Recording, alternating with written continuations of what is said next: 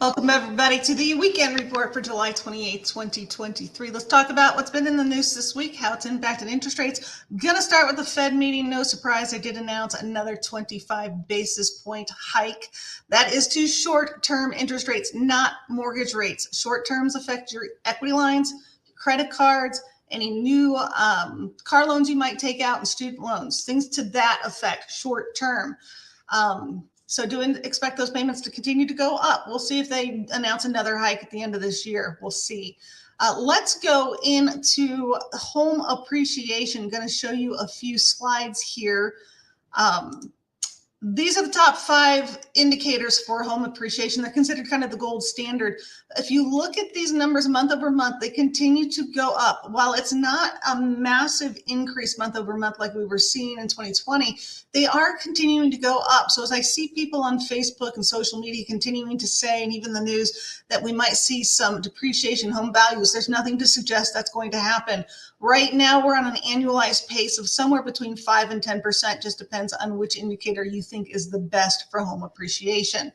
Now let's move on to new home sales for the month of June. This is new construction homes. Just going to touch on a few of the numbers here, but you can see where they're showing a total inventory of 432,000. That is up 0.3 month over month. But now let's go down to completed. This is the important number because that means of the new construction homes that they're writing contracts on, only 72,000 are actually complete that you can actually close on right then and there.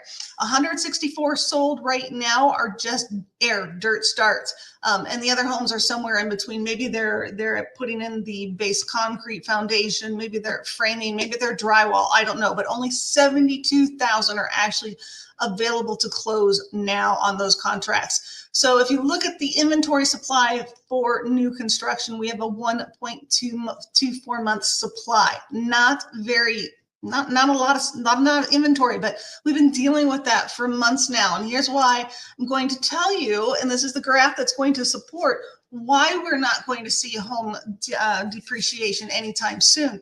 Look at these numbers. On the far right here, you have the inventory, or actually the U.S. population, and the volume, and the number next to that is actually the U.S. population. If you go back to 2007 over here, that's that start of that dotted line going up vertically. In 2007, before the bust, inventory was up at 4 million homes, but there were only about 2 million people in the U.S. population. You see that the U.S. population has continued to climb over the past several years. And in 2023, we're close to 4 million people, but the inventory is down to 1 million homes. That's a huge difference. So while the population and the demand for a home exceeds the actual inventory of homes, you will continue to see home values supported. You're not going to have 5 people going to one house and all of them thinking that the seller is going to go, well, I'm just going to give them 30,000 under list, even though I've got 5 people competing for it right now. Not going to happen. So just keep that in mind. Pending home sales. So these are existing home sales, just a different preview look on it. Oh, they had a month over month increase of 0.3%. And you can see the look back here over the last 6 months, go anywhere between 82 to 76,000 in pending home sales. So seeing it stay pretty consistent there. Also, let's go into jobless claims. For last week, there was a drop of 7,000 initial jobless claims, and in the continuing claims, it actually dropped to 60,000. So very interesting to see that right now. Mortgage applications for last week, well, I kind of thought that they would go up over the next couple of weeks just because we had that really great week in the MBS markets. Now that's changed a little bit, and mortgage apps were down 3% for last week, and refis were flat.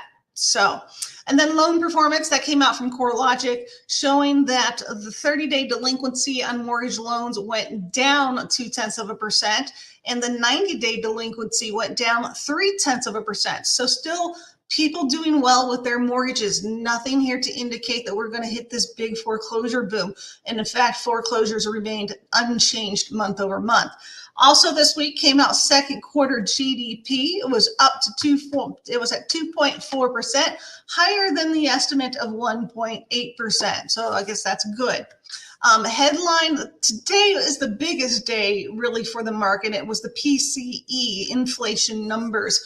The headline number, really good, dropped from 3.8% to 3%. That's a big move.